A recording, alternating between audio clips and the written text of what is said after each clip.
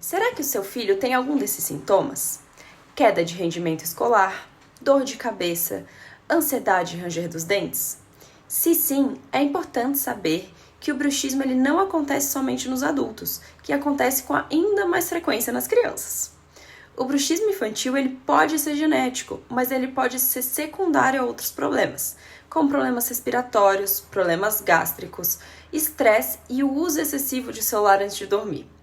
Para tratar o bruxismo infantil, primeiramente eu identifico a causa e faço as orientações sobre higiene do sono e controle de ansiedade aos pais.